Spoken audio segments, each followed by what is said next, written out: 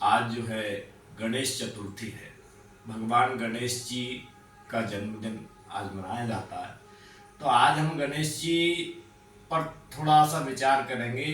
शास्त्रों में इनके लिए क्या कहा गया है। गणेश जी की सूंड एक तो बाईं तरफ रहती है, दूसरी दाईं तरफ रहती है। बाईं तरफ वाली का क्या महत्व है और दाईं सूंड का क्या महत्व है, आज हम इस पर चर्चा करेंगे। शास्त्रों में इसके लिए क्या कहा गया है, कौन सी सूंड शुभ है और कौन सी सूंड वाले गणेश जी की कैसे पूजा करनी चाहिए। देखिए, सबसे पहले तो मैं ये बताना चाहूँगा आपको कि दाईं और बाईं, टेढ़ा और सीधा, राइट और लेफ्ट, तीन भाषाओं में हम इसको दिशा सूचक मानते हैं। अब हम सीधी सी बात है, आप पूर्व की तरफ मुख करके खड़े हो जाएं। पूर्व की तरफ मुख करके खड़े होंगे तो जो सीधे हाथ तरफ वाला हिस्सा है ये दक्षिण भाग माना जाएगा। इसी को हम सीधा हाथ कहेंगे, इसी को हम जो है राइट हैंड कहेंगे अंग्रेजी में। क्योंकि कुछ लोग ऐसे भी हैं जो वीडियो को ऐसे लोग देख रहे हैं जो दायां बायां नहीं जानते और सीधा और टेढ़ा नहीं जानते और लेफ्ट और राइट कुछ लोग नहीं जानते। इसलिए हम उनकी भाषा में सीधा सा मतलब है कि आप सीधे पूर्व की तरफ मुंह करके खड़े हो जाएं। और जब पूर्व की तरफ मुंह करके खड़े होंगे तो सीधे हाथ तरफ वाला जो हिस्सा है इसको हम दक्षिण भाग कहते हैं। गणेश जी की जो सूंड होती है वो दक्षिणावर्ती सूंड अति श्रेष्ठ मानी जाती है। लेकिन यहाँ विचारणीय प्रश्न ये है कि दक्षिणावर्ती सूंड होती तो अति श्रेष्ठ है, लेकिन इसका पूजन अगर विधान से ना किया जाए तो ये हमें हानिकारक भी हो जाती है। क्योंकि दक्षिणावर्ती सूंड जो है यमराज की दिशा मानी जाती है और यमराज की दिशा मानने के कारण जो है यमराज के द्वारा जो कष्ट मिलते हैं, यानी हमारे कर्मों के कारण जो कष्ट दिए जाते हैं, उन कष्टों से हमें मुक्ति मिलती है।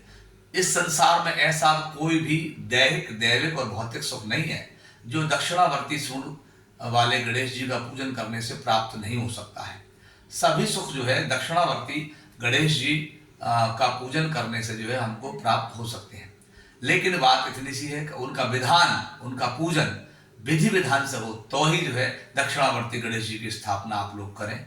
इसलिए जो है हमारी प्रार्थना, अधिकांश आपको मिलेंगे उत्तर वाले, मतलब टेढ़े हाथ, लेफ्ट हैंड जिसे हम कहेंगे, इधर वाले गणेश जी मिलते हैं। सीधे हाथ वाले गणेश जी जो है, सीधे हाथ तरफ जिनकी सूंड होती है वो गणेश जी बहुत कम मात्रा में उपलब्ध हो पाते हैं बाजार में। तो आप करें, इसमें कोई संदेह नहीं है कि उससे हमारी मनोकामना पूर्ण होती है।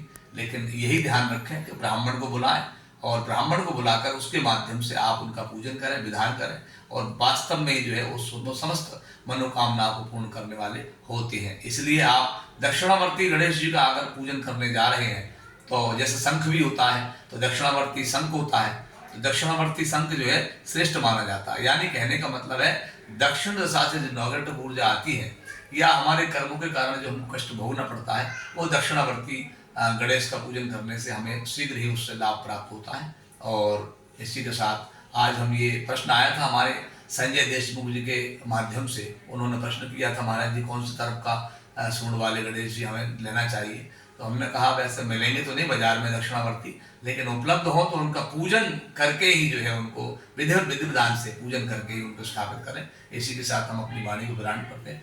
आप और कुछ प्रश्न करना चाहें? सभी सनातन धर्मी भक्तों के लिए गणेश चतुर्थी की बहुत बहुत शुभकामनाएं। जब भी अगर आपको दाहिनी सूंड के गणेश जी मिल जाए तो उनका पूरी विधि विधान से, शास्त्र की जो विधि है उसी विधि से उनका स्थापन करें और उसी विधि से उनका, और मोदक के लड्डू के भोग जरूर लगाएं। मोदक, हाँ, मोदक के लड्डू गणेश जी को बहुत पसंद है, उनको भोग इनका जरूर लगाएं। और सफेद दूबा अगर उपलब्ध हो जाए तो सफेद दूबा से भी जो है उनका आप अर्चन करें। और 1100 दूबा अगर सफेद उपलब्ध, दूबांकुर लेना है, आगे वाला हिस्सा लेना है। दूबांकुर जो 3 हिस्सों में जाती है दूबा, आगे की केवल दूर्वांकुर, क्योंकि दूर्वांकुर चढ़ाने का महत्व है और ना कि पूरी जड़ सहित, ऐसा नहीं। तो इसलिए सफेद दूबा अगर उपलब्ध हो, वैसे तो आप हरी दूबा का भी उपयोग कर सकते हैं, लेकिन दूर्वा से उनका अर्चन करें, आपने मनोकामना पूर्ण होंगी। इसी के साथ हम हमारे आदरणीय जितेंद्र जी ने प्रश्न किया और हमने आपको उत्तर दिया। समाधान के लिए धन्यवाद। जय श्री राम।